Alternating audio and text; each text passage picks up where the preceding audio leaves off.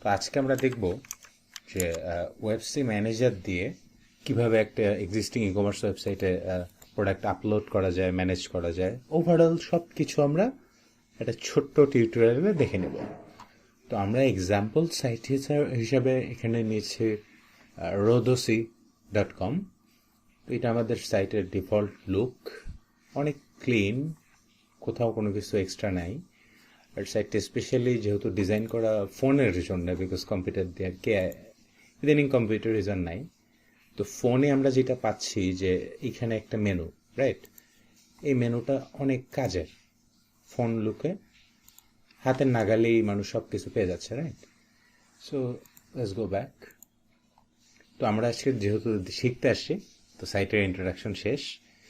Product যদি আমি কিনতে চাই, আমি এখান থেকে সিম্পলি শপিং ব্যাগে তুললেই অটোমেটিক শপিং কার্টে হয়ে যাবে। চেক আউট পেজে যাব, নাম, ঠিকানা, ফোন নাম্বার দিয়ে অর্ডার কনফার্ম করলে হয়ে গেল। তো আমরা যখন ক্লায়েন্টকে একটা সাইট দিই, ক্লায়েন্টকে সাইটের লগ ইনের জন্য একটা পেজ দিই, তো এইটা log in page, user name, password ক্লায়েন্টকে প্রোভাইড করা হয় ইমেইলে। তো আমি এখানে লগ ইন করি। তো এটা আমাদের সাইটের বর্তমান ড্যাশবোর্ড। আচ্ছা, আমরা কিভাবে সব কিছু ম্যানেজ করব, এই কয়টা অপশনের মধ্যেই সব কিছু আছে। তো চলেন আমরা শুরুতে একটা অর্ডার করে আসি, নাহলে আসলে বুঝবো না যে কিভাবে কি হচ্ছে, রাইট? তো যদি একটা কাস্টমার, আমি নিজে একজন কাস্টমার, তো আমি এই প্রোডাক্টটা অর্ডার করি, আমি এটা এখনই কিনতে চাই। আমার নাম এইটা, আমার ঠিকানা, এগুলো ভুয়ো তথ্য, জাস্ট দেখানোর জন্য। আমার অর্ডারটা আমি কনফার্ম করতেছি, দেখি আমরা ভিতরে গেলে কি হয়। অর্ডার কমপ্লিট হয়ে গেছে আমাদের। তো এখন আমাদের ওয়েবসাইটে আসছি, আমরা ড্যাশবোর্ডে যখন লগ ইন দিচ্ছি, দিয়ে আমি এখানেই নোটিফিকেশন পাচ্ছি, আচ্ছা একটা অর্ডার আসছে। দেখি কিসের অর্ডার, এই যে অর্ডার। আচ্ছা, ভিউ অর্ডার বাটনে যখন আমি প্রেস করতেছি, আমি এখানে কাস্টমার কখন অর্ডার করছে, কোন লোকেশন থেকে অর্ডার করছে, কয় তারিখ, কয়টার সময়, সব কিছু পাচ্ছি। এইখানে আমরা পাচ্ছি কাস্টমারের নাম, এটা যদিও নাম না, এটা আমি কিবোর্ডের সামনে যা আসছে তাই টাইপ করছি। কাস্টমারের ঠিকানা, কাস্টমারের ফোন নাম্বার, অ্যান্ড কাস্টমার কী কী অর্ডার করছে। যখন আমার অর্ডারটা প্রসেস করা হয়ে যাবে, যে আমি অর্ডারটা কমপ্লিটলি ডেলিভারি দিয়ে দিছি বা অর্ডারটা আমি কালেক্ট করছি, তখন আমি এখান থেকে জাস্ট কমপ্লিট অপশনে যে আপডেট, মাউসটা এখানে নিয়ে যে আপডেটে চাপ দিলে অর্ডারটা অটোমেটিক আপডেট হয়ে যাবে। এখন অর্ডারটা কমপ্লিটেড দেখাচ্ছে। সো এখন যদি আমি এগেইন নোটিফিকেশনে যাই, তাহলে আমি দেখব অর্ডারটা আমি কমপ্লিট করে ফেলছি, কাস্টমারের কাছে পাঠিয়ে দেব। এটা গেল অর্ডার কিভাবে করব। এখন আমি যদি অর্ডারটা রেখে ক্যান্সেলও করে দিতে চাই, অনেক সময় অনেক কাস্টমার আছে অর্ডার দিয়ে পরে নেয় না, ক্যান্সেল করে দেয়। সো তখন আমি এখানে এসে কমপ্লিটেডের জায়গায় ক্যান্সেল দিয়ে দেব, ব্যাস। তাহলে আমার অর্ডারটার স্ট্যাটাস চেঞ্জ হয়ে দেখাবে এটা ক্যান্সেল। এই ইন্টারফেসটা থেকেও আমি একটা জিনিস দেখতে পারি। এইখানে আমি দেখতেছি আমার সাইটে এই মুহূর্তে অনলাইনে কতজন ভিজিটর আছে, আজকে কতজন আসছিল, কতগুলো অর্ডার বাকি, আজকে কতগুলো সেল হয়েছে, সপ্তাহে কতগুলো সেল হয়েছে, মাসে কতগুলো সেল হয়েছে, ইত্যাদি যাবতীয় ডাটা আমার যেগুলো দরকার। তো আমি অর্ডার কালেক্ট করা শিখছি। এবার আমরা যাব যে প্রোডাক্ট কিভাবে অ্যাড করব, প্রোডাক্ট ক্যাটাগরি চেঞ্জ করব কিভাবে। তো এইটা আমার অর্ডার ড্যাশবোর্ড, প্রথম অপশনটা। এর মধ্যে আমাদের কাছে যেহেতু কোনো অর্ডার পেন্ডিং নাই, সো আমার এখানে কোনো অর্ডার নেই। এইটা আমাদের প্রোডাক্ট ট্যাবে যখন আমি যাব, তখন আমি দেখতে পাচ্ছি আমার সাইটে কী কী এক্সিস্টিং প্রোডাক্ট আছে। তো আমি যদি এখন একটা নতুন প্রোডাক্ট অ্যাড করতে চাই, আবার একটু খেয়াল করবেন, এইখানে যে আমার নিউ বাটনটা, মোবাইল থেকে কীরকম আসবে সেটাও দেখিয়ে দিচ্ছি আমি। এটা আমার মোবাইল ভিউ। তো মোবাইল থেকে এই টাইপের ওয়েবসাইট ম্যানেজ করা একটু টাফ, অফকোর্স। সেক্ষেত্রে আমরা সাজেশন দিই, মোবাইলে থাকলেও আপনি ডেস্কটপ মোডটা অন করে দেবেন। তো চলেন আমরা একটা নতুন প্রোডাক্ট অ্যাড করি। নতুন প্রোডাক্টে আমরা গেলাম, আমরা শুরুতে দিব প্রোডাক্টের একটা নাম, যে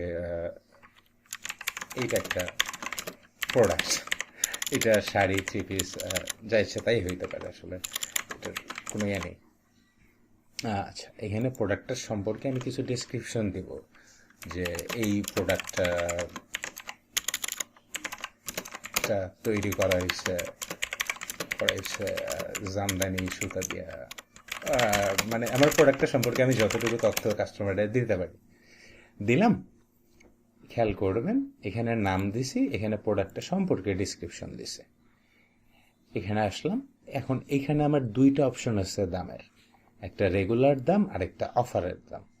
তো আমি যদি রেগুলার দাম দেই, আমার প্রোডাক্টের দাম ধরেন, ইংরেজিতে দিতে হবে, আমার প্রোডাক্টের দাম ধরেন 1000 টাকা, তাহলে ওর সামনে শুধু 1000 টাকাই শো করবে। আর আমি যদি মনে করি যে না, আচ্ছা আমার প্রোডাক্টটার দাম আমি 1500 টাকা, কিন্তু আমি অফারে এটাকে 1000 টাকায় দেব, তাহলে অটোমেটিক অফার হয়ে যাবে। আমি ইভেন এখান থেকে শিডিউলও করতে পারি যে অমুক তারিখে আমার প্রোডাক্টের অফার শুরু হবে, ঈদের আগে এটা করে রাখা বেশ উপকারের কাজ। আর প্রোডাক্টের শর্ট ডিসক্রিপশন, এই ফিল্ডটা হইতেছে ডাইরেক্ট প্রোডাক্টের নামের নিচে দেখা যায়। অর্থাৎ সাইটে যখন আমি যাচ্ছি, তো একটা সিঙ্গেল প্রোডাক্টে নামের ঠিক নিচে আমি যদি কোনো কাস্টমার, এই জায়গাটায় নামের ঠিক নিচে কাস্টমারকে কোনো আমি তথ্য দিতে চাই, ওইটা আমি দেব শর্ট ডিসক্রিপশনে, প্রোডাক্ট শর্ট ডিসক্রিপশনে। আর উপরে আমি যেটা দিছি, যে এই যে প্রোডাক্ট ডিসক্রিপশন, এই শাড়িতে অমুক অমুক দিয়ে বানানো হয়েছে, ওটা চলে আসবে নিচে এইখানে। আমি এখনই অ্যাড করে দেখাচ্ছি। তো ধরেন আমি এখানে কাস্টমারকে বলতে চাই যে আমার এই প্রোডাক্টটা ডেলিভারি দিতে দেরি হবে, তো আমি বলতে পারি প্রোডাক্টটি, আমি বলতে পারি, ওটারে বলতে পারি যে ডেলিভারি, যেহেতু প্রতিটা হাতে তৈরি করা হয়, ডেলিভারি পেতে 15 দিন সময় লাগবে। এই তো লেখাটা আমি চাই একটু মোটা অক্ষর আসুক, তো আমি এখান থেকে বোল্ড করে দিলাম। আমার এই পাশের কাজটুকু শেষ, বাম পাশের আর কিচ্ছু না। এবার আমরা এই ডান পাশের অংশে প্রোডাক্টের ইমেজ, একটা সিঙ্গেল ইমেজ, যেটা প্রোডাক্টের ইমেজ দুই রকম হয়। একটা হচ্ছে প্রোডাক্টের সামনে থেকে কোন ইমেজটা দেখা যাচ্ছে, রাইট, একদম মানুষ সাইটে ঢুকে সামন থেকে কোনটা দেখবে। তো ধরি আমরা সামন থেকে আমার কাস্টমার দেখবে এই ইমেজটা, এই শাড়িটা আমি বিক্রি করতেছে। তো জাস্ট এটার উপরে সিলেক্ট করে আমি এখানে যদি সেট প্রোডাক্ট ইমেজ করে দিই, প্রোডাক্টটা অটোমেটিক এখানে আসছে ইমেজটা। এটা হইতেছে সিঙ্গেল প্রোডাক্টের ইমেজ। আর গ্যালারি হচ্ছে যে আচ্ছা এই সেম প্রোডাক্টটার তো আমার একাধিক শাড়ি থাকতে পারে, তখন আমি এটা প্রিসিতে কন্ট্রোল চেপে ধরে এগুলো যদি আমি সিলেক্ট করে দিই, ব্যাস অ্যাড টু গ্যালারি, আমার প্রোডাক্ট গ্যালারিতে ছবিগুলো চলে আসলো।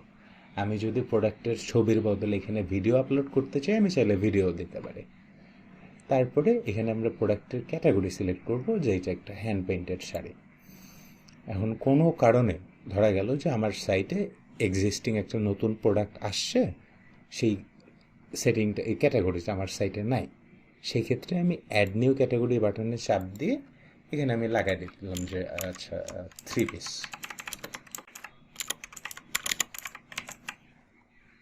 দিয়ে অ্যাড নিউ ক্যাটাগরি করব, চলে গেল থ্রি পিস ক্যাটাগরি নামে একটা নতুন ক্যাটাগরি ক্রিয়েট হয়ে গেল। ব্যাস, আমার এখানে আর কোনো কাজ নেই, আমি সিম্পলি পাবলিশ বাটনে চাপ দেব। এখন আমরা সাইটের হোম পেজে যেয়ে হোম পেজটা আবার রিলোড দিই, আমরা দেখতে পাচ্ছি যে এক্সিস্টিং এই প্রোডাক্টটা আমাদের সাইটের হোম পেজে চলে আসছে। সো দেখে আসি আমরা প্রোডাক্টের ভিতরটা যে কোন ফিল্ডটা কী করলো। আমরা এগেইন এটাও রাখতেছি, এটাও রাখতেছি। এইটা একটা প্রোডাক্ট, এটা আমরা কোথায় দিছি, এই যে এইটা একটা প্রোডাক্ট। তারপরে দাম, দাম আমরা দিয়েছি এইখানে। আর তারপরে এই যে এই ছোট্ট নোটিশটা, এটা আমরা দিয়েছি কোথায়, এইখানে। আর এইখানে যে প্রোডাক্টটা তৈরি করা হয়েছে অমুক দিয়ে, এটার সুতার কাউন্ট এত, বা এটা টাইটেনিয়ামের তৈরি, এই যে কথাটা লিখছি, এটা প্রোডাক্টের ডেসক্রিপশনে। মানে এই ডেসক্রিপশন ফিল্ডটা, এটা অনেকটা মাইক্রোসফট ওয়ার্ডের মতো। আমি চাইলে এখানেও অ্যাড মিডিয়ায় যে এখানেও ছবি অ্যাড করতে পারবো, অ্যান্ড এখানে চাইলে আমি ভিডিও দিতে পারবো, যা ইচ্ছা আমি তাই দেবো, আপডেট করবো, অ্যান্ড ও অটোমেটিকভাবে এখানে প্রোডাক্টটা সম্পর্কে যা যা তথ্য দেওয়ার নিয়ে নেবে। এখন প্রশ্ন আসতে পারে, এই ছবিটা তো আমি দেখাতে চাইতেছি কাস্টমারকে ফুল পেজে, করেন, কোনো সমস্যা নেই। ছবিটার উপর একবার ক্লিক করেন, যেটা ধরে টান দেবেন ও বড় হয়ে যাবে। এতটাই সহজ। জাস্ট এই আপডেটে চাপ দিলাম, এখন দেখি কি আসছে। ঠিক আছে, আমার প্রোডাক্টের সম্পর্কে কাস্টমারকে যা যা ডাটা দেয় কাস্টমার পেয়ে গেল। এখান থেকে কাস্টমার চাইলে শপিং ব্যাগে তুলতে পারে, অথবা সরাসরি কিনে ফেলতে পারে। এই তো প্রোডাক্ট আমরা অ্যাড করা শিখছি। প্রোডাক্ট, নতুন প্রোডাক্ট কীভাবে সাইটে অ্যাড করব। এখন ক্ষেত্র বিশেষে দেখা গেছে যে আমার কোনো প্রোডাক্ট নাই, এই প্রোডাক্টটা আমি বিক্রি করি না, বা এই প্রোডাক্টটা ক্যান্সেল করে দেবো আমি, বা স্টকে নাই। তাহলে এইখানের যে মেনুটা আছে, এটার উপরে স্মুথলি জাস্ট একটা ক্লিক করলেই আপনাকে অপশন দিয়ে দেবে যে আচ্ছা প্রোডাক্টটা আমি ডিলিট করে দিব, না প্রোডাক্টটাকে আমি এডিট করে এটার দাম, নাম, ছবি, অন্য কিছু চেঞ্জ করব, এটার দাম কম বেশি করব, নাকি আমি প্রোডাক্টটা ডিলিট করে ফেলবো। চলেন আমরা দেখি ডিলিট করলে কি হয়। প্রোডাক্ট আমরা ডিলিট করে দিচ্ছি আমাদের সাইট থেকে। তখন আমরা এগেইন যদি সাইটে যাই, যে দেখবো যে আচ্ছা ওই প্রোডাক্টটা ডিলিট হয়ে গেছে। সি, তাহলে আমরা প্রোডাক্ট অ্যাড করা শিখলাম, প্রোডাক্ট এডিট করা শিখলাম, প্রোডাক্ট ডিলিট করাও শিখলাম। অ্যান্ড এর বাইরে বাকি সব কিছু ওয়েবসি সার্ভার অটোমেটিক হ্যান্ডেল করবে। সফটওয়্যার আপডেট থেকে সব কিছু আমাকে যা করতে হবে, আমার সাইট যখন প্রপারলি রানিং, আমি দিনে একবার ড্যাশবোর্ডে লগ ইন দেবো, নোটিফিকেশনস থেকে দেখব কী কী অর্ডার আসছে। অর্ডারটা আমি সিম্পলি লিখে নিতে পারি। আমি যদি ওই যে প্রিন্ট করতে চাই, ওখানেও আমি পাঠিয়ে দিতে পারি। আমি যা ইচ্ছা করতে পারি। আমার ব্যবসা আমি কীভাবে করবো, এটা আমার ইচ্ছা। তো এতটুকু জানলেই ওয়েবসাইট মেনটেন করা সম্পূর্ণ সহজ। এর বাইরে আরও কিছু অপশনস আছে, রাইট? সাপোজ এই যে একটা মানুষের আইকন, এই মানুষটা কে? এই মানুষটা হচ্ছে যারা অলরেডি অর্ডার করছে, তাদের নাম, ঠিকানা, সে কয়টা অর্ডার করছে, এই ডিটেলসগুলো আমরা পেয়ে যাব। অর্থাৎ আমার টোটাল কাস্টমারের একটা লিস্ট আমি এখানে পেয়ে যাব। এটা হইতেছে আমার report, dedicated report tab.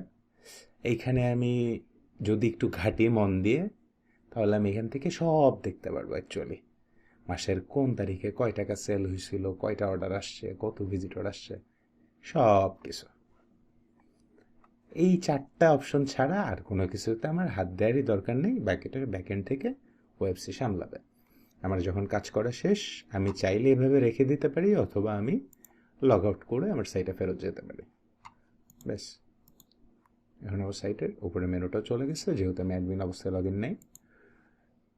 So that was ইট। এরপরেও যদি আপনাদের বুঝতে কোনো রকম প্রবলেম হয়, এই ভিডিওটার নিচে কমেন্টে জানান, অথবা আপনারা webc.org যাবেন, আমাদের ওয়েবসাইটে যাবেন, webc.org বা webc.com.bd। অ্যান্ড এখানে আমি যদি সরাসরি কারো সাপোর্ট চাই, তাহলে এখানে লাইভ চ্যাটে আমি যদি বলি যা মনে চায় যে আমার সাইটে অমুক প্রবলেম হয়েছে, আমাদের একজন সেলস রিপ্রেজেন্টেটিভ আপনার সমস্যার সমাধান করে দেবে। তো আজকের মতো এতটুকুই। আসসালামু আলাইকুম। আপনার অনলাইন পথচলায় ওয়েবসাইট আপনার সাথে অলওয়েজ থাকবে।